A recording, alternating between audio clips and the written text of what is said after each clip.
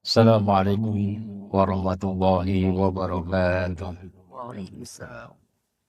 Innal hamdalillah nahmaduhu wa nasta'inuhu wa nastaghfiruh wa na'udzu billahi min shururi anfusina wa min sayyiati a'malina. May yahdihillahu fala mudilla lahu wa may yudlilhu fala hadiya lahu. Asyhadu an la ilaha illallah wa asyhadu anna Muhammadan 'abduhu wa rasuluh. Allahumma salli ala Muhammad wa ala ali Muhammad kama sallaita ala ali Ibrahim innaka Hamidum Majid wa barik ala Muhammad wa ala ali Muhammad kama barakta ala ali Ibrahim innaka Hamidum Majid. Yaqulu Allah azza wa jalla ya ayyuhalladzina amanu taqullaha haqqa tuqatih wa la tamutunna illa wa antum muslimun. Wa qala Rasulullah sallallahu alaihi wasallam bima rawahu Tirmidzi min hadits Abi Dzar wa Mu'adz bin Jabal radhiyallahu anhuma ittaqillaha haitsu ma kunta wa adbi sayyi'atal hasanata tamhuha wa khaliqin nasa bi qulubin hasanin. Fa inna asdaqal hadithi kitabullah wa khairal hadi hadi Muhammadin sallallahu alaihi wasallam wa syarrul umuri muhdatsatuha wa kullu muhdatsatin bid'ah wa kullu bid'atin dhalalah wa kullu dhalalatin finnar.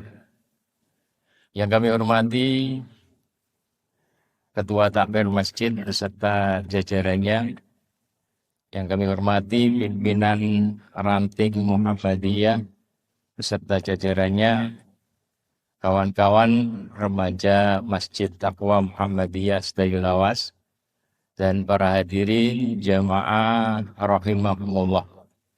Alhamdulillah bi ni'matihi tatimmus shalihat. Alhamdulillah puji syukur kehadirat Allah Subhanahu wa taala atas taufik dan nikmatnya kita bisa hadir di majelis ilmu, majelis penentram jiwa. Karena Rasulullah sallallahu alaihi wasallam menyebutnya dengan taman-taman surga, riyadul jannah. Saat Rasulullah sallallahu alaihi wasallam melihat ada beberapa halaqah ilmu di masjid beliau, maka beliau kemudian memberikan motivasi kepada para sahabat. Dia katakan, idza marartum bi riyadil jannah farta'u. Jika kalian lewat di taman-taman surga, majelis-majelis ilmu, maka tenteramkan diri kalian untuk hadir di dalamnya. Kenapa majelis ilmu disebut dengan taman surga? Karena taman surga itu sifatnya menyejukkan dan menenteramkan. Dan majelis ilmu dijanjikan oleh Rasulullah SAW bahwa di majelis ilmu akan ada sakinah, ketentraman. Ada rahmat kasih sayang Allah Subhanahu wa taala, dan dilindungi oleh makhluk super kuat yaitu malaikat. Beliau katakan, man salaka tariqan yaltamisu bihi ilman sahalallahu lahu bihi tariqan ilal jannah. Wa majtama'a qaumun fi baitin min buyutillah yatluna kitaballah wa yatadarasunahu bainahum illa nazalat alaihimus sakinah wa ghashiyatuhumur rahmah wa haffathumul malaikah wa dzakarahumullahu fi man iddah. Barang siapa yang meniti jalan untuk thalabul ilmi, maka Allah akan mudahkan baginya jalan menuju surga. Dan tidaklah sekelompok orang berkumpul di masjid Allah untuk membaca kitabullah dan mengkaji ilmu-ilmunya, illa nazalat alaihimus sakinah, kecuali akan diturunkan kepada mereka ketentraman, ketenangan. Wa ghasyiyatuhumur rahmah, dan akan diliputi rahmat Allah Subhanahu wa taala. Wa hafathumul malaika, dinaungi oleh para malaikat, dilindungi oleh para malaikat. Wa dzakarahumullahu fi man indah, dan Allah suka, cinta dengan orang-orang seperti ini. Sehingga Allah membanggakan mereka yang bermajelis ilmu di hadapan para malaikat. Artinya kalau kita banyak problem, Kalau hati kita ini sedang gundah gulana, maka solusinya adalah hadir dalam majelis ilmu ngaji. Apa hubungannya antara majelis ilmu dengan banyak problem ini? Hubungannya adalah sebesar apapun problem yang kita hadapi. Kalau kita mendapatkan rahmat Allah Subhanahu wa taala, kasih sayang Allah Subhanahu wa taala, maka itu jadi ringan. Maka healingnya seorang mukmin itu adalah ngaji, majelis ilmu. Karena tujuan dari healing itu adalah menenteramkan jiwa, mengembalikan, menyegarkan kembali jiwa. Agar semangat lagi taat kepada Allah Subhanahu wa taala. Semoga Allah Subhanahu wa taala selalu menyemangati kita untuk hadir dalam majelis ilmu, untuk ngaji, sehingga kita bisa menata hati kita agar kita selalu bisa mengikhlaskan niat kita untuk Allah Subhanahu wa taala dan menata diri kita agar segala amal ibadah kita sesuai dengan yang dicontohkan oleh Rasulullah sallallahu alaihi wasallam. Salawat serta salam semoga tetap tercurahkan kepada Nabi kita Muhammad sallallahu alaihi wasallam. Orang yang Allah jadikan standar ketakwaan dan kesolehan kita. Artinya benar salah ibadah kita itu standarnya adalah ibadah Rasulullah sallallahu alaihi wasallam. Tepat tidaknya kesolehan kita itu adalah standarnya adalah kesolehan kepribadian Rasulullah sallallahu alaihi wasallam. Oleh karena itu kalau kita berselisih berbeda dengan orang sekampung, maka Allah tidak akan pertanyakan itu. Tapi kalau kita berbeda berselisih dengan orang yang namanya Muhammad ini, pasti Allah akan pertanyakan. Karena Allah Subhanahu wa taala mengutus Rasulullah sallallahu alaihi wasallam adalah sebagai contoh teladan bagi kita bersama. Laqad kana lakum fi Rasulillah uswatun hasanah. Sungguh bagi kalian pada diri Rasulullah itu ada teladan yang baik. Karena itu Imam Malik ketika berada di samping kuburan Rasulullah sallallahu alaihi wasallam, beliau mengatakan kullu qaulin yu'khad wa yutrak illa qaul sahibi hadzal qabr. Perkataan siapapun, perkataan imam manapun itu bisa diterima, bisa ditolak. Illa qaul sahibi hadzal qabr, kecuali perkataan pemilik kuburan ini yaitu Rasulullah sallallahu alaihi wasallam. Segala perkataannya wajib untuk diterima dan diamalkan. Hadirin jamaah rahimakumullah. Banyak dari kita yang terlahir muslim. Bahkan semua kita mengaku kita ini muslim. Namun sedikit dari kita yang mengenal betul kepribadian Rasulullah sallallahu alaihi wasallam. Kenapa demikian? Karena kita belajar tentang Rasulullah sallallahu alaihi wasallam adalah dulu ketika kita belajar di madrasah. Kita belajar tentang kepribadian Rasulullah sallallahu alaihi wasallam dulu ketika kita di TPA. Setelah itu jarang-jarang kita belajar mengkaji tentang kepribadian Rasulullah sallallahu alaihi wasallam. Padahal Allah jadikan Rasulullah sallallahu alaihi wasallam kepribadian beliau, perkataan pribadi dan perbuatan beliau ini adalah sebagai standar benar salahnya ibadah kita. Dan Allah Subhanahu wa taala menjadikan syarat diterimanya amal itu ada dua, yaitu ikhlas, dan yang kedua adalah ada contoh dari Rasulullah sallallahu alaihi wasallam. Imam Fudail bin Iyad dia mengatakan innal amala idza kana khalisan wa lam yakun shawaban lam yuqbal. Wa idza kana shawaban wa lam yakun khalisan lam yuqbal. Hatta yakuna khalisan wa shawab wal khalis ma kana lillah wa shawab ma kana lis-sunnah. Amalan seseorang itu kalau ikhlas tapi tidak shawab, tidak sesuai dengan contoh Rasulullah, itu tidak diterima. Demikian juga kalau sesuai dengan contoh Rasulullah, tapi tidak ikhlas juga tidak diterima. Sampai terkumpul dua syarat, yaitu ikhlas dan shawab. Ikhlas itu makana lillah, yaitu yang dikerjakan niatnya karena Allah Subhanahu wa taala, dan shawab itu makana ala sunnah, yang dikerjakan sesuai dengan contoh dari Rasulullah sallallahu alaihi wasallam. Oleh karena itu Rasulullah sallallahu alaihi wasallam memotivasi umatnya untuk semangat thalabul ilmi, semangat ngaji. Karena kita tidak mengetahui bagaimana ibadah Rasul, bagaimana perkataan perbuatan Rasul, bagaimana kepribadian Rasul kecuali dengan ngaji. Bahkan beliau sendiri mengatakan, ini bu'istu mu'alliman. Aku ini diutus untuk menjadi guru, seorang guru. Ya, yang mengajarkan kepadaku untuk cinta ilmu. Ya. Agar segala amal ibadahnya itu didasari oleh ilmu. Dan ilmu itu dikatakan oleh Imam Syafi'i, al-ilmu makana fihi qala haddatsana wa ma siwa dzalika illa wiswasu syayatin. Ilmu yang benar itu adalah ilmu yang di dalamnya ada qala Allah. Allah berfirman demikian. Wa haddatsana Rasulullah. Dan Rasulullah menyampaikan seperti ini, yaitu yang berdasar dengan Al-Quran dan Sunnah.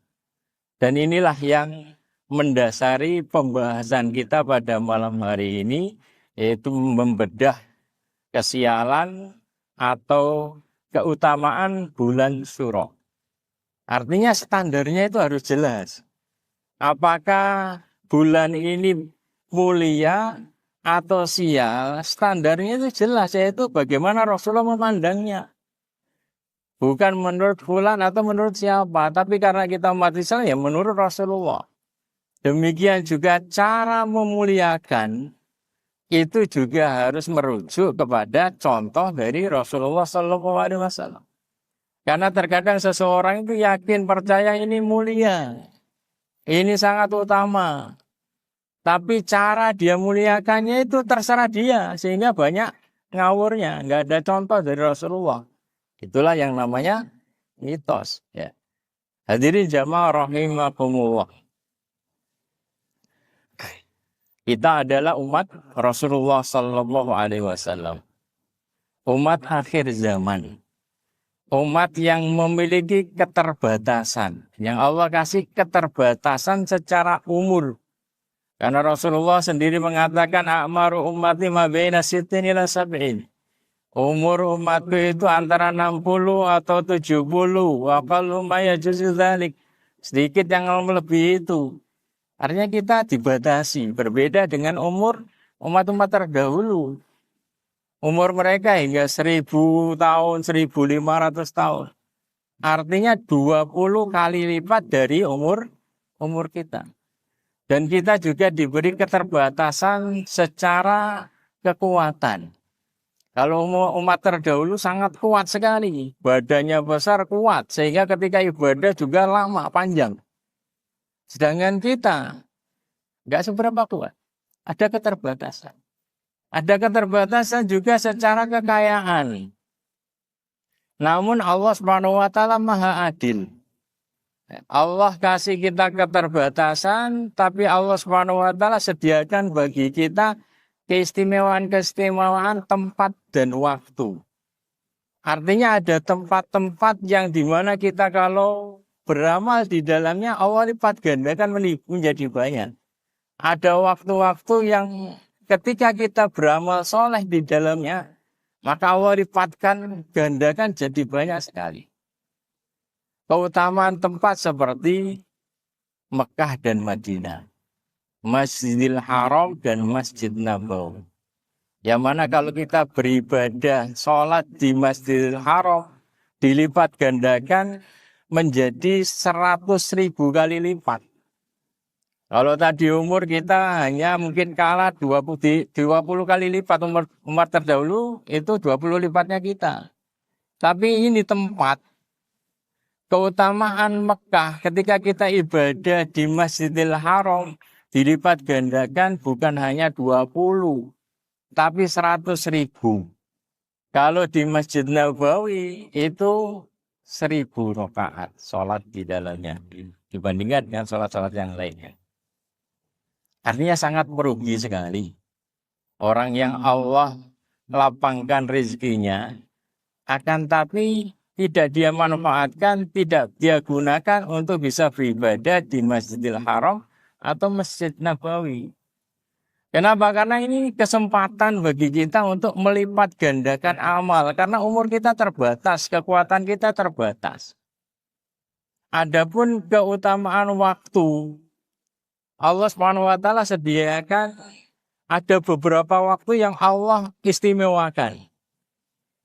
Yaitu ada 3 waktu paling tidak. Yaitu yang pertama adalah Ramadan, terlebih di 10 akhir. Yang kedua adalah Zulhijjah, terlebih di 10 awal. Dan yang ketiga adalah bulan Muharram. Yang mana ketiga waktu ini terkait dengan peristiwa sejarah yang sangat berarti bagi kita. Kalau Ramadan, keutamaan Ramadan itu terkait dengan Rasulullah SAW. Proses Rasulullah SAW di dalam menerima sumber hidayah yaitu Al-Quran. Kenapa ini istimewa? Karena hidayah itu adalah kebutuhan pokok kita nomor 1. Kalau dalam ilmu pengetahuan sosial, kebutuhan pokok manusia itu ada 3. Ya, sandang, pangan, papan. Tapi menurut konsep Nabawi, kebutuhan pokok manusia yang pertama itu adalah hidayah. Ya. Rasulullah SAW menyampaikan hadis qudsi, Allah SWT berfirman, ya ibadi, kullukum dhalun illa man hadaituhu fastahduni ahdikum. Wahai hamba-hambaku, setiap dari kalian itu tersesat, kecuali yang aku beri hidayah. Maka mintalah hidayah kepadaku, maka aku akan beri hidayah. Ya ibadi kullukum ja'i illa man at'amtuhu fastatimuni ut'imkum. Wahai hamba-hambaku, setiap dari kalian itu lapar, kecuali yang aku beri makan, maka minta makan kepadaku, maka aku akan kasih makan. Ya ibadi kullukum arin illa man kasaituhu fastaksuni aksukum. Wahai hamba-hambaku, setiap dari kalian itu telanjang, kecuali yang aku beri pakaian, maka mintalah pakaian kepadaku, maka aku akan beri pakaian. Artinya menurut konsep Nabawi, kebutuhan pokok manusia yang paling atas itu adalah hidayah. Dan sumber hidayah itu Allah turunkan di bulan Ramadan, sehingga Ramadan menjadi mulia. Syahrul Ramadan alladzi unzila fihil Qur'an. Bulan Ramadan yang Allah turunkan Al-Quran di dalamnya. Terlebih di 10 akhir. Karena di 10 akhir ini ada malam Lailatul Qadar. Indah anzalnahu fi Lailatul Qadar. Kami turunkan Al-Quran di malam Lailatul Qadar. Ya. Dan Lailatul Qadar sampaikan oleh Rasulullah SAW di 10 akhir bulan Ramadan. Dan pahalanya dilipat gandakan. Lailatul Qadri khairun min alfi syahr. Lebih baik dari 1000 bulan. Artinya amalan di dalamnya itu dilipat gandakan 30.000 kali lipat. Ya. Oleh karena itu Rasulullah SAW mencontohkan kepada kita ketika di 10 akhir Ramadan, kana idza dakhala al-ashr ahyal laila wa iqadha ahla wa jadda wa saddal mi'zar. Rasulullah kalau 10 akhir Ramadan beliau menghidupkan malam-malamnya, membangunkan keluarganya. Beliau sungguh-sungguh ibadah, ngencangkan ikat pinggang beliau, sarung beliau. Jadi ini yang pertama, keutamaan waktu yang pertama, yaitu bulan Ramadan terlebih di 10 akhir terkait dengan proses Rasulullah menerima hidayah yang menjadi kebutuhan pokok kita. Artinya kalau kita itu tidak mau dekat dengan Quran dan Sunnah itu jelas tersesatnya, jelas kelirunya ibadah kita. Keutamaan waktu yang kedua adalah bulan Zulhijjah. Ini terkait dengan peristiwa sejarah yaitu pengorbanan Nabi Ibrahim. Ini penting bagi kita karena kita ini adalah hamba Allah. Dan tugas utama hamba itu adalah pengorbanan, berkorban untuk Allah SWT. Artinya tidak semua hal itu harus kita ukur dengan uang. Ya.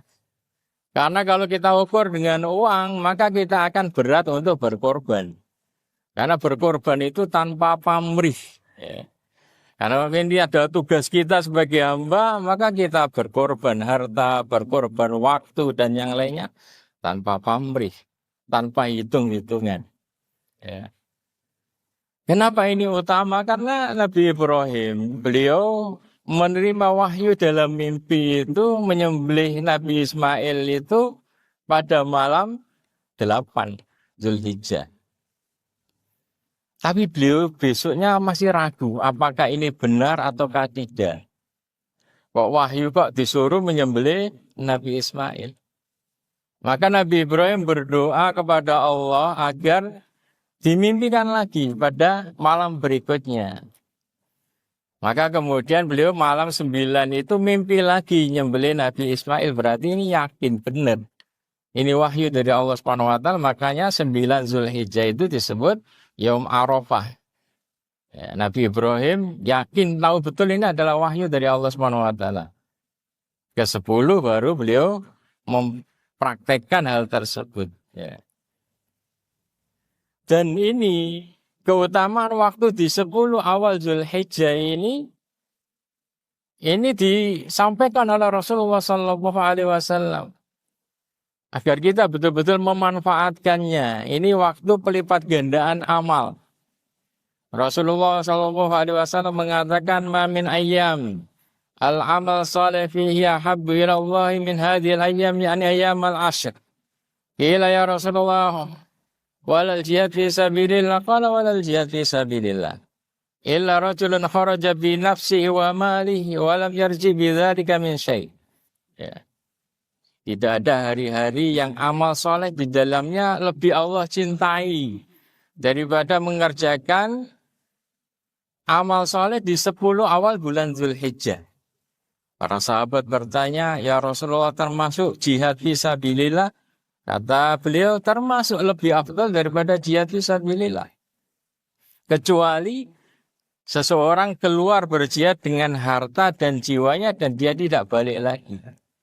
Artinya di 10 awal Zulhijjah ini amal yang ringan itu dia imbang dibalas seimbang dengan amal super berat yaitu jihad fisabilillah.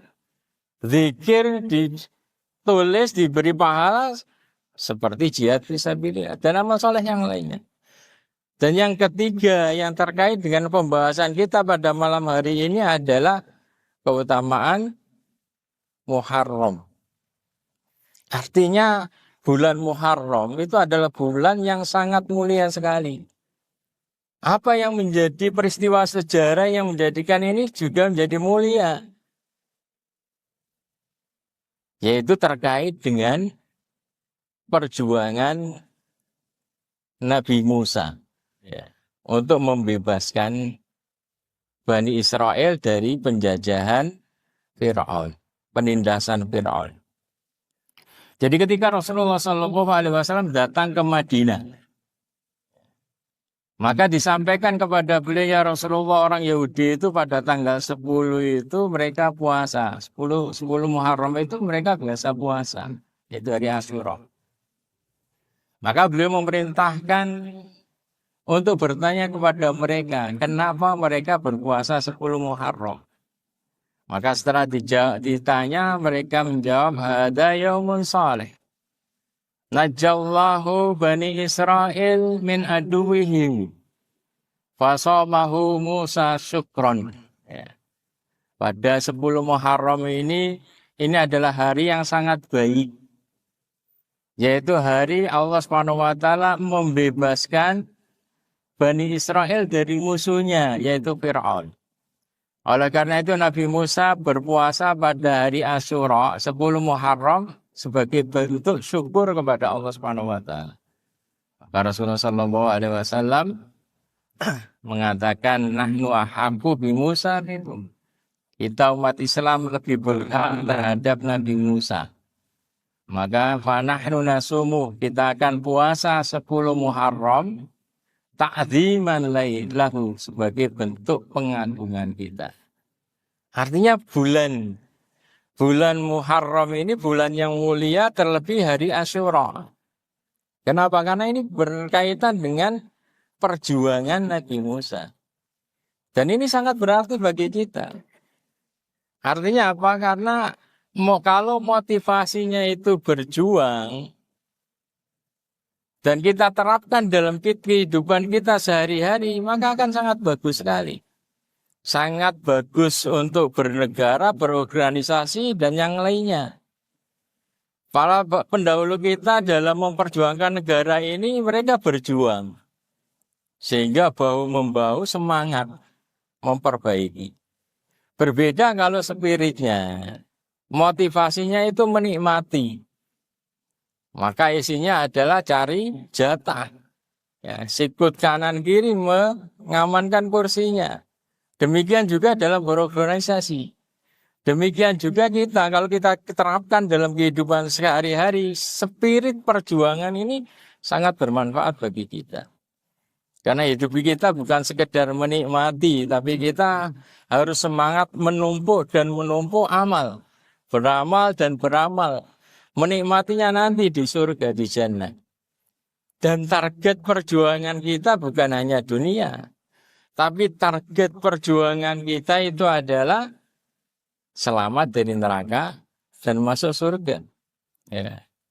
Faman zuhziha 'anil nar wa udkhilal jannata faqad faz. Ya. Barang siapa yang diselamatkan dari api neraka dan dimasukkan ke dalam surga, itulah orang yang sukses. Itu garis perjuangan kita, target perjuangan kita agar kita selalu semangat hidup di dunia ini. Umur kita terbatas, waktu kita ini terbatas, kekuatan kita terbatas, kekayaan kita ini terbatas. Maka harus tadi, bagaimana semangat beramal dan beramal dan beramal. Jadi 10 Muharram itu adalah hari yang menjadikan bulan Muharram ini istimewa, sangat istimewa karena itu adalah hari perjuangan Nabi Musa memerdekakan Bani Israel dari Firaun. Kisahnya bagaimana? Kisahnya sangat menarik sekali. Jadi pada malam 10 Muharram, ya, setelah Nabi Musa bertahun-tahun mendakwahi Fir'aun dengan lembut, idhaba ila Fir'auna innahu tagha faqula lahu qawlan layyinan. Pergi engkau wahai Musa dan Harun ke Fir'aun, dakwahi dia. Faqula lahu qawlan layyinan. Dakwah dengan lembut, kata-kata lembut. Namun puluhan tahun Nabi Musa mendakwahi Fir'aun, tidak ada hasil. Fir'aun masih bersikukuh dengan kekufurannya dan kebengisannya terhadap Bani Israel.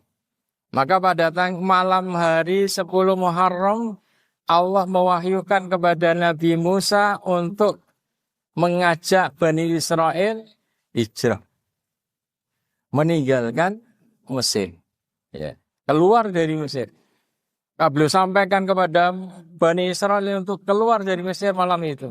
Maka mereka berbondong-bondong keluar dari Mesir. Namun anehnya, jalan keluar yang biasa mereka lewati, itu ternyata hilang. Mereka berjalan, tapi tersesat, gak menemukan jalan keluar, masih di Mesir saja.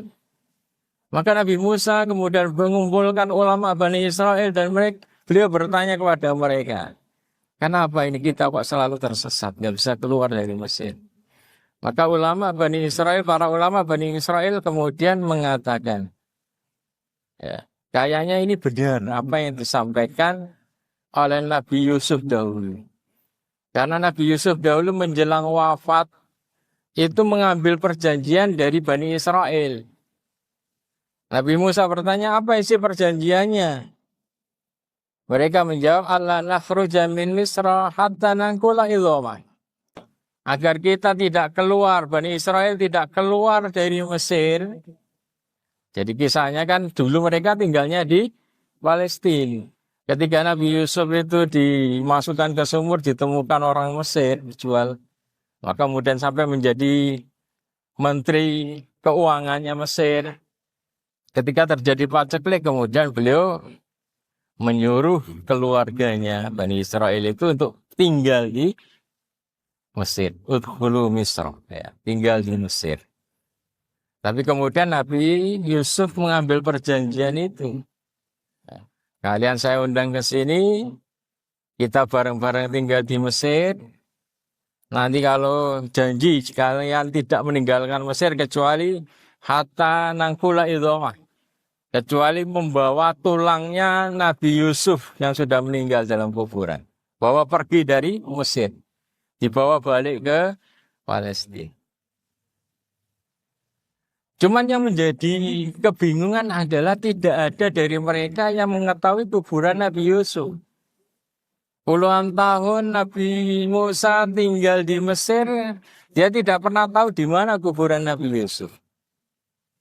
Maka ada salah seorang dari mereka yang mengatakan ada seorang wanita tua, umurnya sangat panjang. Hanya dia yang tahu kuburan Nabi Yusuf.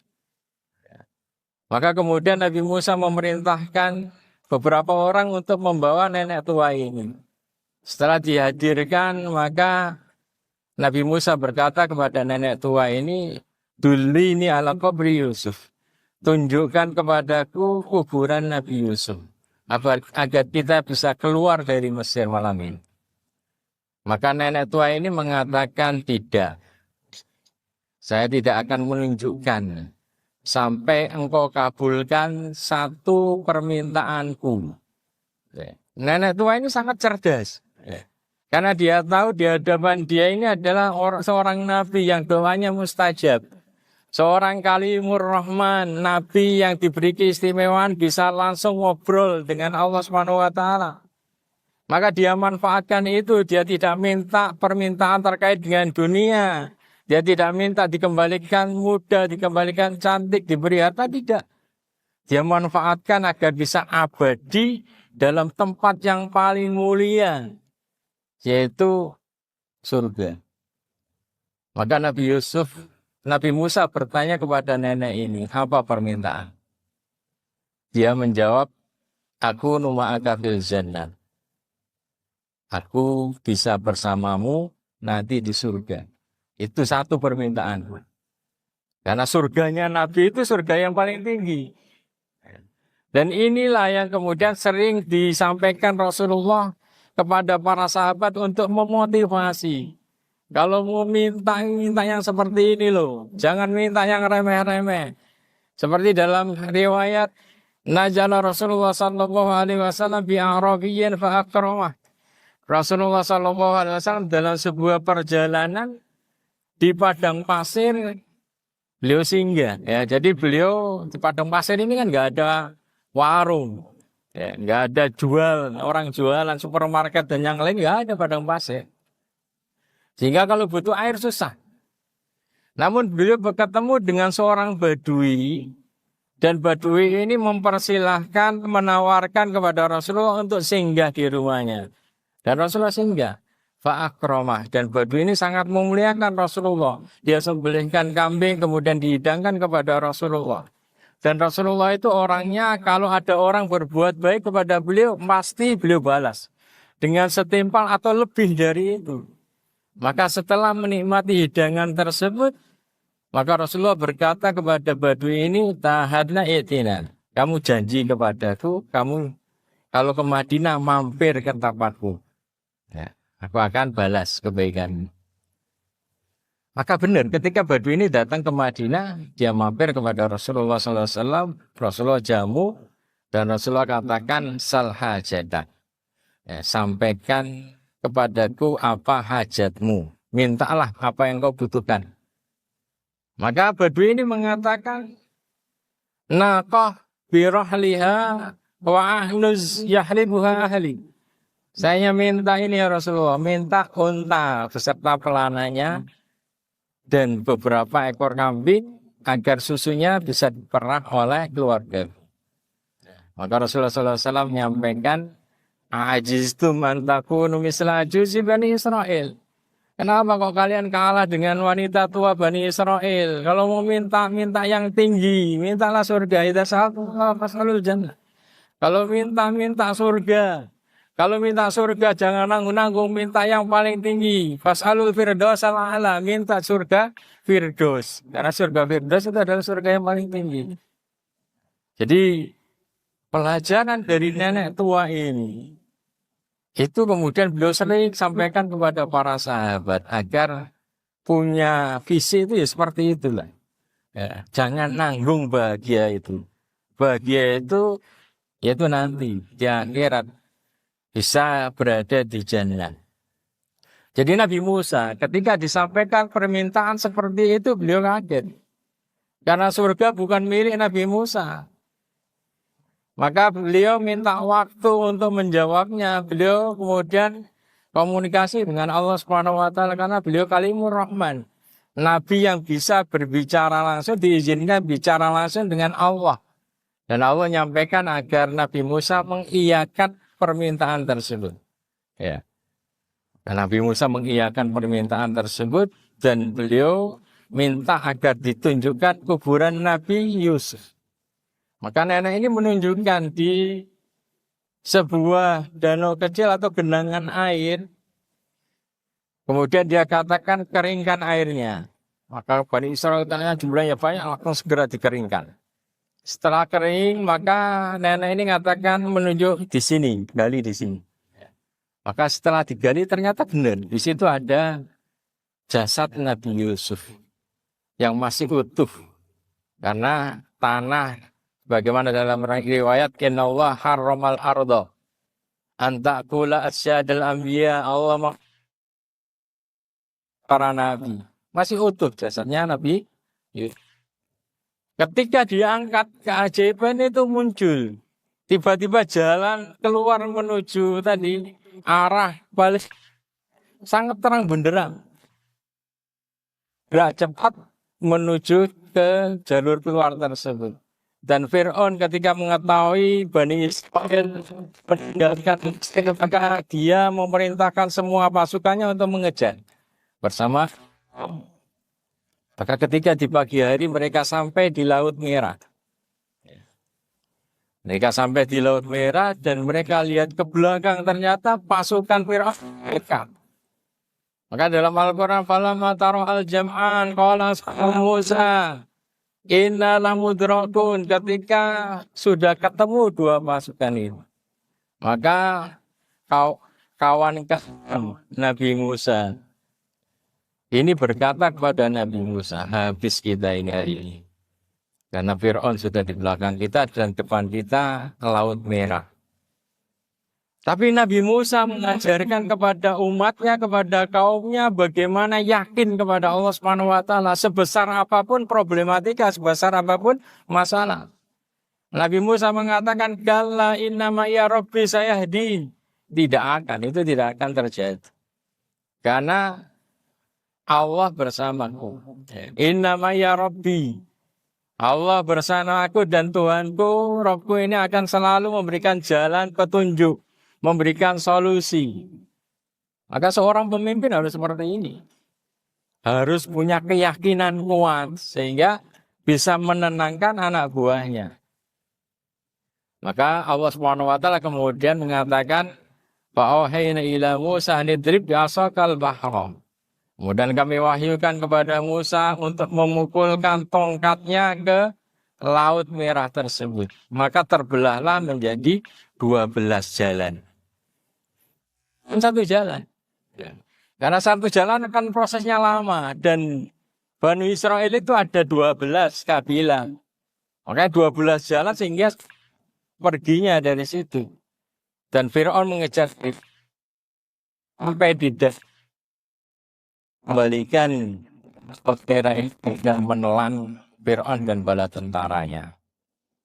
Jadi ini kisah besar yang terjadi di bulan Muharram, terlebih di hari Asyura 10 ya, yang menjadikan Muharram ini bulan yang sangat istimewa sekali. Dan ada beberapa peristiwa besar yang terjadi di bulan Muharram. Ya, dikisahkan bahwa di bulan Muharram ini Nabi Adam beserta iblis itu dikeluarkan dari surga dan Nabi Adam ini tinggal di bumi.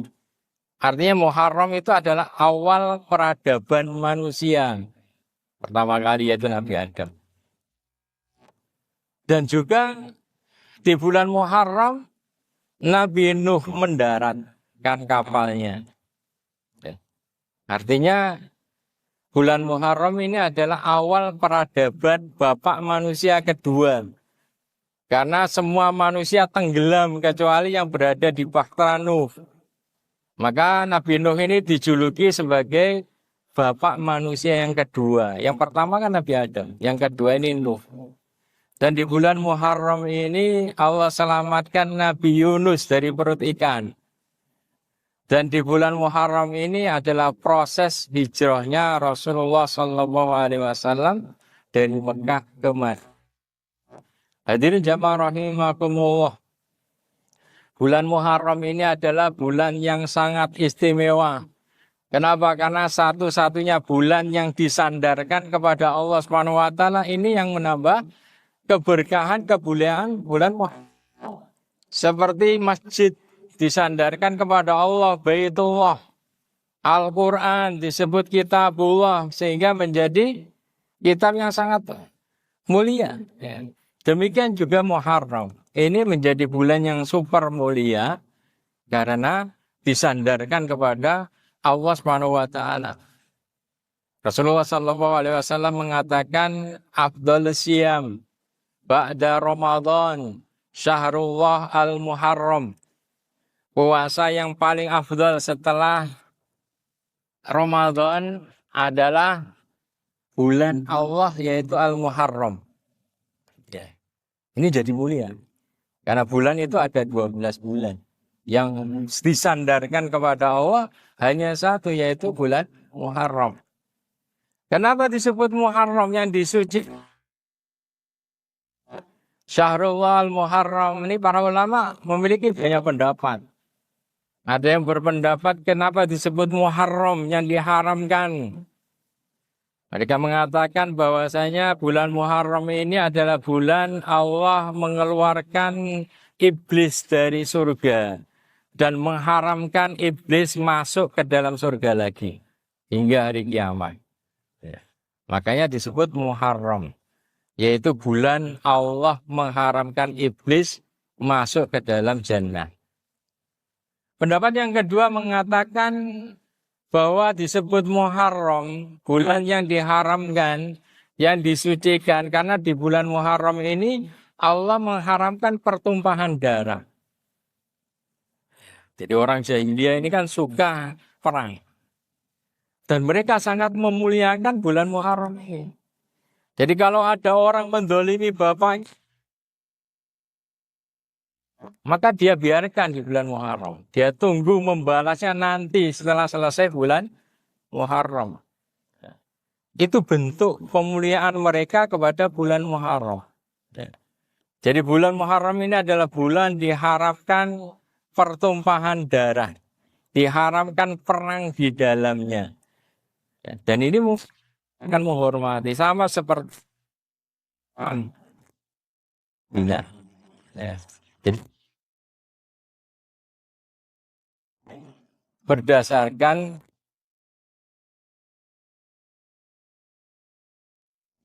cuman didasarkan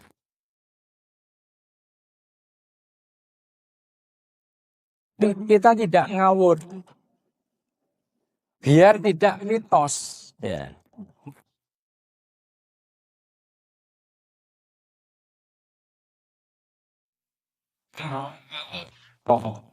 Ya disebut surah. Jadi kalau bulan Hijriah itu kan ada inna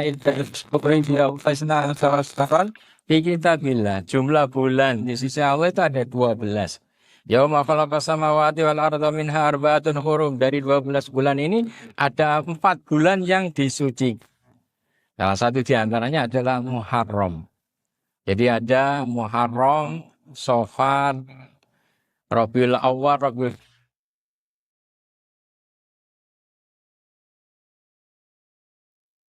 Dzulhijjah. Lalu di mana surahnya? Surah ini itu adalah Jawa. Mataram Islam. Ya. Sebelum Mataram Islam, itu kalender Saka. Ya. Jadi kalender Saka itu sama seperti Masehi. Patokannya adalah mata. Ya. Bedanya adalah waktu. Jadi Saka itu mulai itu tahun 78 Masehi. Kalau Hijriyah itu kan mulainya 622 Masehi. Kalau Saka 78 Masehi. Ya. Ketika Sultan Agung memerintah ya di Mataram Islam, ya, beliau itu pengen merubah peradaban yang dulunya tadi Hindu dirubah diislamisasi, diberi warna Islam. Maka kemudian dia merubah tahun Saka itu disesuaikan dengan tahun Islam Hijriyah. Dan dirubah nama-namanya diganti, bukan patokannya pada matahari, tapi patokannya pada bulan, sama seperti bulan Hijriyah. Dan nama-namanya ngambil dari nama-nama bulan Hijriyah yang dijawakan. Sehingga ada Muharram itu jadi Suro. Jadi Suro, Safar, Mulut, Ba'da Mulut, Jumadil Awal, Jumadil Akhir, Rejeb, Ruwah, Poso, Sawal, Dzulqa'dah, dan Besar. Ya. Suro itu berasal dari Asyura, 10 Muharram. Karena hari istimewa, pakai Suro saja. Besar karena Yaumul Hajjil Akbar. Dzulhijjah itu Yaumul Hajjil Akbar. Dzulqa'dah ya, orang Jawa, ain dingin, Dzulqa'dah atau disebut Apit. Ya. Jadi Suro itu adalah sama seperti Muharram. Ya, karena jumlah dalam setahunnya itu sama 354. Ya. Cuman tadi ya, ada beberapa nama yang sedikit berbeda. Tapi intinya adalah kepada keislaman. Tujuannya adalah untuk menunjukkan agar Islam itu bukan hanya mengatur ritual di masjid, tapi juga harus mengatur peradaban sehari-hari. Makanya kemudian dirubah.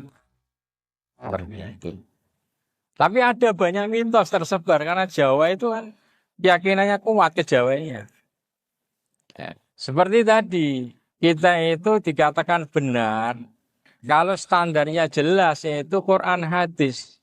Apa bagaimana Rasulullah SAW memuliakan. Ya.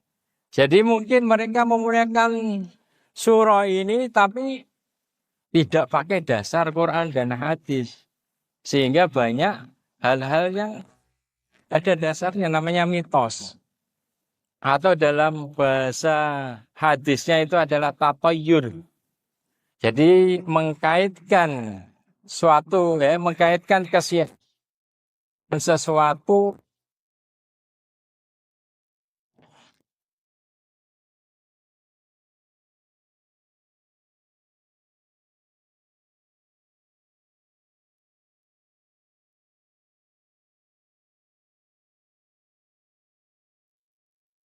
Nggak boleh keluar pada nanti siap, ya, ada kesialan. Nggak boleh bangun rumah di bulan Suro biar tidak sial. Nggak boleh pindah rumah di bulan Suro biar tidak sial. Nggak boleh nikah, ya, nikah dan menikahkan di bulan Suro. Ini nggak ada dasarnya. Kenapa? Karena bulan Suro, bulan Muharram ini bulan yang paling mulia, paling barokah. Dan Rasulullah SAW menikahi Ummu Habibah itu di bulan Muharram. Beliau juga menikahi Sofia binti Huyai di bulan Muharram. Jadi kita ini harus mendasarkan keyakinan kita ini pada Quran dan hadis. Bagaimana Rasulullah menilai itu yang jadi standar, bukan perkataan orang, bukan perkataan imam tertentu yang tidak ada dasarnya. Ini akan mengakibatkan adanya mitos, adanya tahayul, adanya khurafat. Dan ini meredupkan Islam. Ya. Jadi ini adanya adanya tahayul itu yang meredupkan Islam. Dan itu yang kemudian ditentang oleh Kiai Ahmad Dahlan. Jadi beliau adalah tokoh pembaru. Pembaru itu adalah menggerakkan sesuatu yang terpuruk. Ya. Kenapa? Karena Islam itu adalah nur, cahaya yang menyinari. Cuman sinarnya Islam itu akan redup ketika ditutupi oleh yang enggak ditutupi oleh khurafat, oleh tahayul, itu yang menjadikan Islam jadi redup. Makanya sang pencerah beliau Kiai Haji Ahmad Dahlan ini merubah segala sesuatu harus didasarkan pada dalil yang jelas agar Islam ini menjadi agama yang mencerahkan. Ya, kenapa? Karena waktu beliau hidup itu Islam sangat lemah sekali. Dijajah umat Islam, umat yang sangat bodoh, maka kemudian beliau bangkit. Islam ini pernah menjayakan bangsa Arab. Maka yang jadikan patokan itu adalah ketika Allah Subhanahu wa taala berfirman al-yauma akmaltu lakum dinakum wa atmamtu alaikum ni'mati wa raditu lakumul Islam madina. Ketika Rasulullah SAW haji wada, beliau menyampaikan hari ini, ya, aku telah sempurnakan din kalian, agama kalian, kenikmatanku kepada kalian, dan aku ridho, ya, ridho agama Islam ini sebagai agama kalian. Artinya agama Islam yang bagaimana yang diridhoi oleh Allah Subhanahu wa taala, yaitu agama Islam ketika Rasulullah SAW khutbah wada. Artinya kalau ada tambahan setelahnya yang tidak berdasar, itu adalah tambahan yang tidak diridhoi oleh Allah Subhanahu wa taala. Maka untuk membangkitkan kembali kekuatan Islam, maka harus tadi itu menghilangkan hal-hal yang khurafat. Keyakinan-keyakinan yang tidak berdasar itu harus ditinggalkan. Rasulullah SAW mengatakan la adwa wala tiyarata wala hamata wala safar. Tidak ada penyakit yang menular dengan sendirinya. Tidak ada tatayur, keyakinan kesialan terhadap sesuatu terkait dengan waktu, hari. Tidak ada hama, tidak ada hantu. Karena itu hanya jin yang menakut-nakuti. Umat Islam dikasih kekuatan, yaitu dengan doa. Tinggal ta'awud kepada Allah, berlindung kepada Allah, itu akan kalah. Wala sofar, tidak ada keyakinan sial pada bulan sofar. Walakin yujibunil fa'lu. Yang aku senangi itu adalah al-fa'lu. Ila wa mal fa'lu ya Rasulullah, apa yang dimaksud dengan fa'lu? Al-kalimatut thayyibah. Yaitu kata-kata baik, kata-kata optimis. Tidak ada kesialan. Semuanya disandarkan kepada Allah Subhanahu wa taala. Jadi keyakinan sial itu juga harus didasarkan kepada Al-Quran dan hadis.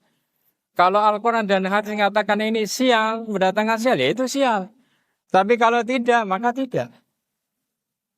Dan Allah Subhanahu wa taala berpesan dalam Al-Quran ketika menyebutkan tentang Muharram ini, inna iddatasur indallah syaharan fi kitabillah minha arba'atun hurum, kemudian Allah katakan fala tadlimu fihinna anfusakum. Pesannya cuma satu, agar tidak sia Muharram. Tanya satu, jangan berbuat dolim. Jangan berani-berani berbuat zalim di bulan, terlebih di bulan Muharram. Itu akan betul-betul membawa kesialan bagi kalian. Ya. Karena segala bentuk kezaliman itu akan pasti terbalaskan, terlebih di bulan Muharram. Ya. Hari ini, besok, lusa, sebelum mati atau setelah mati pasti akan terbalaskan. Ya. Rasulullah Shallallahu Alaihi Wasallam mengatakan babani maftuhan, babani muajjalani uqubatuhuma az-zulmu wal uquq. Diriwayatkan oleh Imam Hakim dan Imam Bukhari dalam Adab al-Mufrad.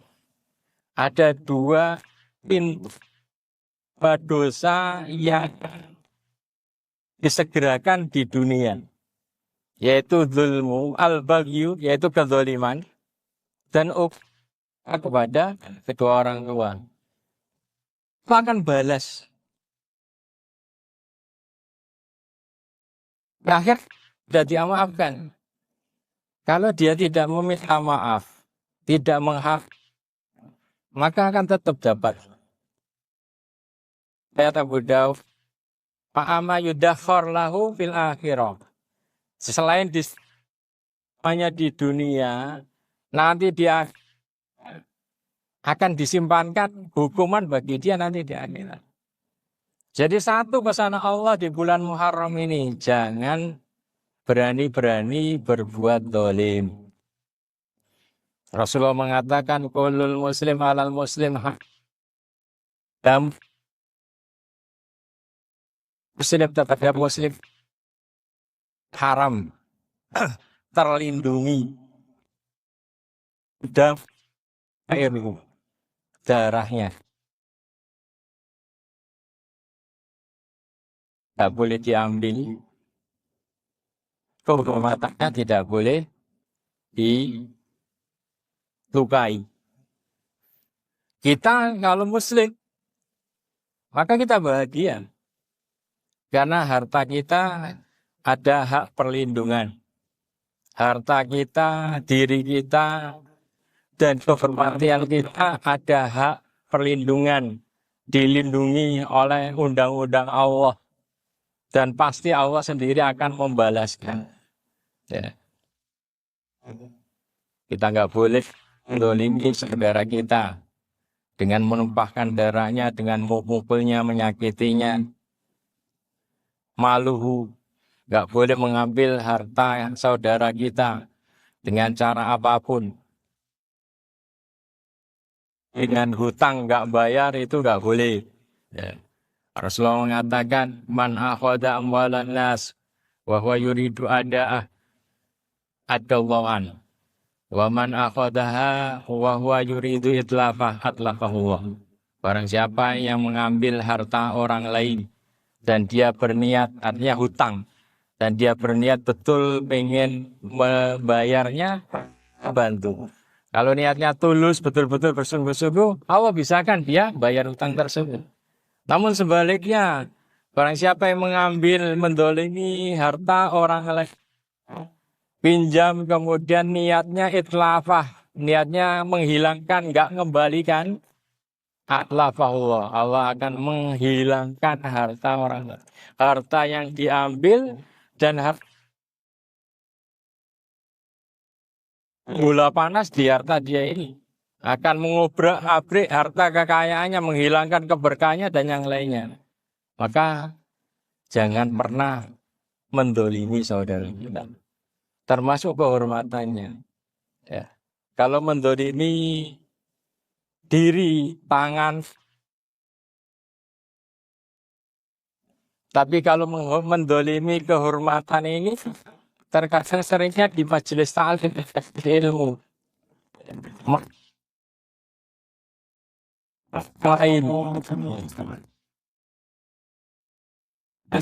Komen jelek kepada orang yang gak bagus, orang yang kurang ngaji dan yang memandang rendah itu bagian dari menghilangkan kehormatan. Ya. Jadi itu juga harus kita perhatikan, jangan. Ya. Karena seorang pernah terjadi seperti itu, pasti Allah balaskan. Kisahnya seperti Sa'ad bin Abi Waqqas. Ya. Ini adalah seorang sahabat yang mustajabud dakwah. Ada seorang tabi'in yang bernama Usama bin Qatadah. Mungkin karena dia kaya sehingga dia meremehkan Sa'ad bin Abi Waqqas. Kemudian dia menebar fitnah. Ya, dia katakan biar pengaruhnya kurang, dia katakan dia sebarkan saat itu nggak bisa ngimami. Jelek kalau ngimami itu, biar orang nggak tertarik dengan saat. Ketika ucapan ini sampai kepada Sa'ad dan sampai kepada Umar bin Khattab, maka Sa'ad cukup mengangkat tangan. Ya, karena orang ini sombong dengan hartanya, dia doakan, ya Allah miskinkan dia, ya Allah panjangkan umurnya, ya Allah jangan dia mati sampai dia melihat fitnah. Dan betul itu terkabulkan. Ya. Jadi Usamah bin Qatadah ini dia umurnya panjang dan miskin. Dan di masa-masa tuanya dia ini nyeleneh. Kerjaannya itu adalah ganggu wanita. Ketika diingatkan kamu itu alis kamu ini sudah putih. Kok kamu masih ganggu wanita di jalan? Kata Usamah bin Qatadah, ini adalah doa. Akibat doa Sa'ad bin Abi Waqqas yang aku lisanku aku dzalimi kehormatannya dengan lisanku. Dan disebutkan dalam riwayat adzulmu salasah. Kedzaliman itu ada 3 macam. Zulmun la yaghfirullah. Kedzaliman yang pertama adalah kedzaliman yang tidak Allah ampuni. Ini adalah kedzaliman syirik, berbuat syirik kepada Allah Subhanahu wa taala. Ala inna syirka la dzulmun adzim. Sesungguhnya syirik itu adalah kedzaliman yang paling agung. Kedzaliman yang kedua adalah wa dzulmun yaghfirullah. Kedzaliman yang jadi Allah ampuni, yaitu ketika kita mendolimi diri kita dengan berbuat dosa, boleh ampuni dengan istighfar kita. Dan yang ketiga yang ini hati-hati. Wa dzulmun la yatrukuhullah. Kedzaliman yang tidak akan pernah Allah biarkan, pasti Allah akan balaskan. Yaitu kedzaliman kita kepada saudara kita. Baik dengan lisan kita, dengan tangan kita, dengan kaki, atau kita mendolimi harta saudara kita tersebut. Dan Rasulullah SAW katakan, la tu'addunnal huquq ila ahliha hatta yuqadu lisyatil jalha minasyatil qurana. Sungguh kalian pasti akan membayar, akan menunaikan hak-hak yang kalian dolimi kepada pemiliknya. Pada hari kiamat itu balas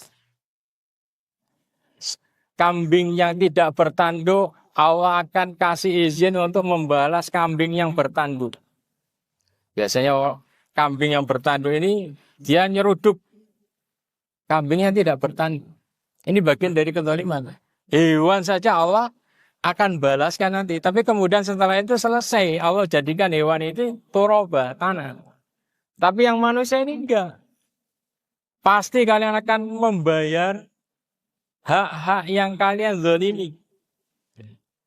Hadis ini yang menenteramkan kita kalau kita ini menjadi kaum yang lemah. Ya, kalau mungkin kita ini dizalimi kehormatan kita dengan dimaki-maki oleh saudara kita, diam saja, nggak apa-apa. Nanti akan terbalaskan itu, terbalaskan di dunia, nanti di akhirat engkau akan dibayar dengan pahala orang tersebut. Kalau kita dizalimi harta kita, kalau tidak mampu untuk mengambilnya, itu yang menenteramkan orang ini. Kenapa? Pasti akan Allah kembalikan kepadaku. Di dunia atau nanti di akhirat. Ya. Dan Rasulullah SAW mewanti-wanti kezaliman yang sangat berat, yaitu kezaliman tanah, merampas tanah orang lain. Jangan sampai dikerjakan terlebih di bulan Muharram. Ya, itu pasti terbalaskan. Rasulullah SAW katakan man dzalama qaida shibrin minal ardi tuwikahu min sami aradin. Barang siapa yang mendolimi tanah saudaranya meskipun sejengkal. Barang siapa merampas tanah saudaranya meskipun sejengkal, maka tanah tersebut akan dikalungkan ke orang yang mendolimi, orang yang merampas nanti pada hari kiamat. Bukan hanya sejengkal, tapi sampai ke bawah. Artinya nanti di akhirat kita akan melihat orang-orang yang dikalungi tanah sampai 7 lapis ke bawah, ya, merampas hak tanah. Maka Rasulullah mengatakan la'anallah man ghayyara manarul ard.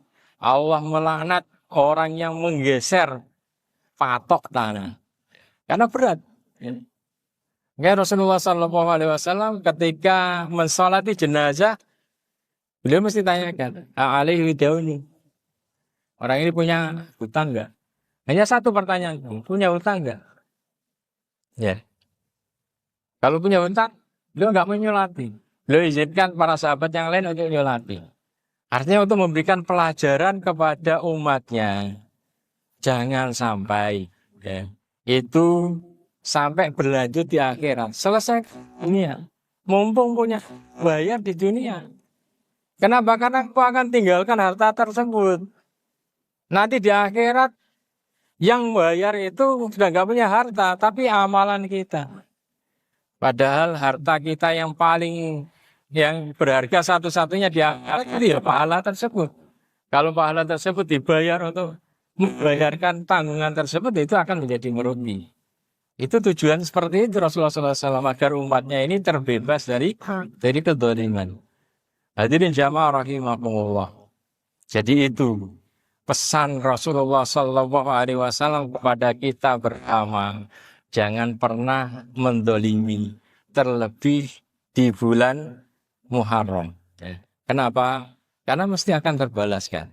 Terlebih kalau orang ini yang kita zalimi ini berdoa buruk kepada kita. Kita dapat bala di dunia, dapat bala di akhirat. Karena doa orang yang madlum, yang dizalimi ini sangat mustajab. Wattaqi da'watal madlum, bainahu laisa bainahu wa bainallah hijab. Hati-hati dengan doa orang yang dizalimi. Orang yang kau zalimi dengan lisanmu, kau yang zalimi hartanya, kau yang kau zalimi dengan tangan dan kakimu. Doanya itu tidak ada pembatas dengan Allah Subhanahu wa taala. Ya. La yuhibbullahu al-jahra bisu'i illa man zulim. Allah itu enggak suka. Ya, enggak suka permintaan buruk.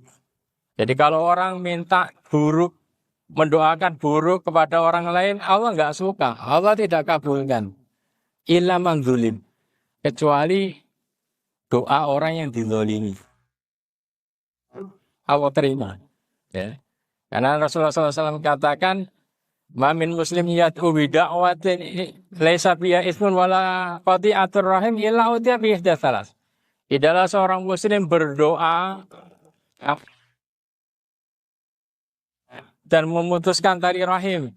Doanya tidak buruk, mendoakan buruk kepada kabulkan. 1 dari 3. Imayu ajallahu da'wata, Allah segerakan tersebut. Awayat dakiralahu fil akhirah, atau Allah simpankan baginya nanti di akhirat. Awayusrif anhu as-su' misalnya, ya. Atau Allah ganti, memalingkan darinya bala senilai dengan doanya tadi. Dengan catatan bukan doa buruk. Kecuali orang yang ditolimi. Allah itu terima itu. Maka jangan pernah buat zalim kepada orang lain.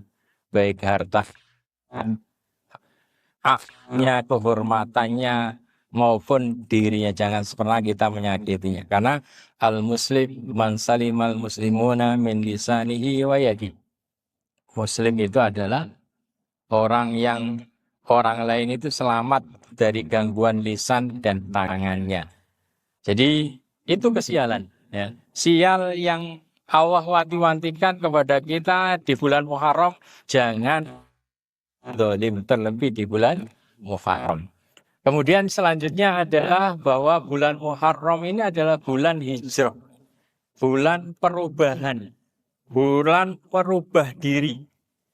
Jadi Allah Subhanahu wa taala memerintahkan kepada Nabi Muhammad di bulan Muharram ini sudah proses hijrah. Jadi Umar bin Khattab memulai hijrahnya Rasul. Tapi hijrahnya itu yang jadi perdebatan waktu itu adalah hijrahnya Rasul ini di Madinah sampai di Madinah itu bulan Rabiul Awal. Ya. Ini hijriahnya dimulai Rabiul Awal atau 10 Rabiul Awal. Ini yang jadi perdebatan waktu itu adalah hijrahnya Rasul ini di Madinah sampai di Madinah itu bulan Rabiul Awal. Ya. Ini hijriahnya dimulai Rabiul Awal atau 10 Rabiul Awal. Ya. Ini hijriahnya dimulai Rabiul Awal atau tapi diputuskan Muharram. Kenapa? Karena proses memang sampainya di Madinah itu Rabiul Awal, tapi proses hijrahnya itu sudah Muharram. Karena di bulan Zulhijjah rombongan Ansor dari Madinah itu dibaiat untuk mempersiapkan macam.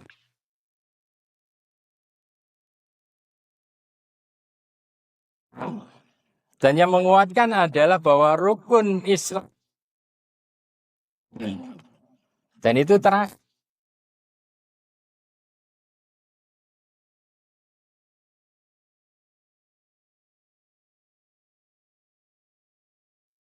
yang kita yang diinginkan dari Khalifah Umar bin Khattab dengan memulai tahun ini adalah dengan hijrah pada salam ini Muharram tahun perubahan. Ini kan dari kata kan umat Islam mulai dari Muharram ini. Rasulullah katakan al-muhajir Muharram Allah.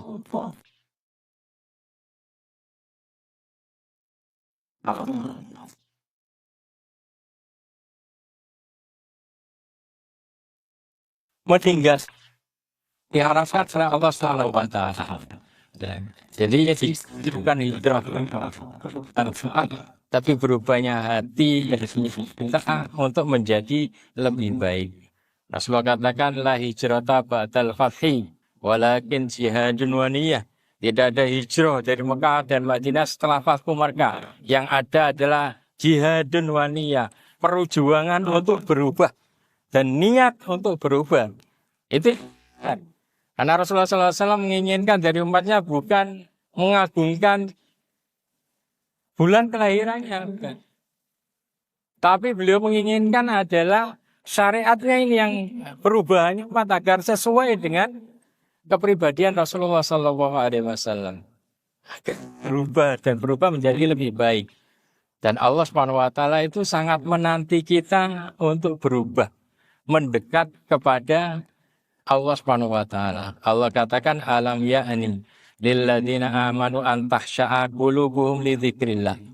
Kapan tiba masa hambaku ini balik kepadaku, khusyuk hatinya kepadaku. Allah sangat sayang kepada kita, maka Allah selalu tunggu. Allah tahu manusia ini punya nafsu berbuat dosa, tapi Allah selalu nunggu. Kapan tobatnya hambaku ini? Dalam hadis Rasulullah SAW katakan Allah asyaddu farahan bi taubati abdi. Allah itu sangat gembira dengan taubat hambanya, dengan perubahan hambanya menjadi lebih baik, lebih gembira daripada gembira dari seorang yang mengendarai ontanya beserta. Kemudian di tengah gurun pasir ontanya hilang. Dia putus asa, duduk, tapi tiba-tiba ternyata ontanya berada di sampingnya. Sampai dia mengatakan karena saking gembiranya, ya Allah, wahai Allah, engkau adalah hambaku dan aku adalah Robmu. Saking keliru, karena saking gembiranya. Lebih gembira daripada hamba tersebut. Allah Subhanahu wa taala. Inna Allah yabsutu yadahu bil-lail liyatuba musii'un nahar. Allah menghamparkan tangannya di malam hari untuk taubatnya hambanya di siang yang berbuat dosa di siang hari. Dan Allah menghamparkan wa yabsutu yadahu bin-nahar liyatuba musii'ul lail. Dan Allah menghamparkan tangannya di siang hari untuk menerima kedatangan taubat hambanya yang berbuat dosa di malam hari. Dan agar Muharram tahun baru Hijriah ini menjadi lebih barokah. Rasulullah mengajarkan kepada kita doa.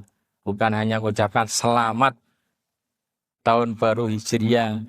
Tapi yang disyariatkan itu adalah berdoa. Sebagaimana dalam riwayat Baghawi, karena ashabu Rasulullah sallallahu alaihi wasallam yata'allamuna hadzal du'a. Kama yata'allamuna al-Qur'an idza dakhala syahru awis sana. Allahumma adkhilhu alaina bil amni wal iman wassalamati wal islam wa jiwari min syaitan wa ridwanin minar rahman. Ya Allah, sesungguhnya mereka para sahabat Rasulullah SAW mereka belajar dan mengajarkan doa ini sebagaimana mereka mempelajari Al-Quran, yaitu ketika masuk awal bulan atau awal tahun, yaitu Allahumma adkhilhu alaina, ya Allah masukkan kami di dalam bulan ini dengan aman. Berikan keamanan kepada kami dan keimanan di bulan ini. Berikan keselamatan dan kuatkan Islam kami di tahun ini. Dan lindungilah kami dari setan dan berikanlah keridhaan Rahman kepada kami. Ini doa yang paling bagus agar tahun ini menjadi tahun yang lebih baik. Kita biasakan untuk membiasakan doa ini. Kalau disuruh sendiri mungkin nggak hafal, mari kita baca bareng. Allahumma, ayo bareng. Allahumma adkhilhu alaina bil amni wal iman wassalamati wal islam wa jiwari minasyaitan wa ridwanin minar rahman. Kita biasakan itu. Tulis di HP, kalau nyari di internet banyak itu. Tinggal tulis ya. Dan terakhir, jangan lupa Rasulullah SAW mensyariatkan memperbanyak puasa di bulan Muharram. Afdhalus siyam ba'da Ramadan syahrullah al-Muharram. Puasa yang paling afdal setelah Ramadan adalah puasa di bulan Muharram. Terlebih 10 Muharram, hari Asyura. Ya. Nahnu nasumuhu ta'ziman lahu. Nahnu ahaqqu bi Musa minhum. Kami lebih berhak terhadap Nabi Musa daripada orang Yahudi. Kami akan puasa pada hari Asyura, 10 Muharram. Sebagai pengagungan agar kita menjadi lebih barokah. Ya, jadi dan Rasulullah SAW ketika ditanya Ansomi yaumi Asyura, kita dapat apa puasa? Kalau puasa hari Asyura, kalau yukafir sanal madiyah, menghapuskan dosa-dosa yang telah lalu. Puasa satu hari mampu menghapuskan dosa yang telah lalu. Tapi Rasulullah berpesan kepada kita, lain bagi itu, la asumanat tasih. Untuk menyelisih orang Yahudi dalam memuliakan 10 Muharram ini, aku akan puasa 9 juga. Ya. Jadi puasa 9 dan 10 Muharram. Kalau nggak bisa 9-nya, maka tanggal 11-nya, 10 dan 11. Sebagaimana dalam riwayat Baihaqi, sumu yauma Asyura. Adalah kalian berpuasa pada hari Asyura, 10 Muharram. Wa khaliful Yahud, selisihilah orang-orang Yahudi dalam memuliakan bulan Muharram ini. Ya, sumu yauman qablahu aw yauman ba'da. Puasalah sehari sebelumnya juga atau sehari setelahnya juga.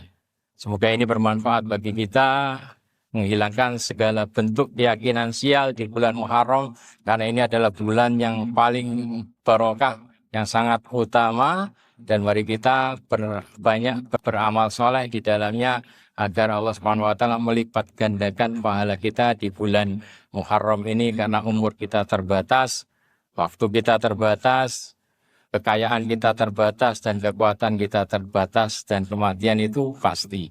Demikian, semoga bermanfaat. Assalamualaikum warahmatullahi wabarakatuh.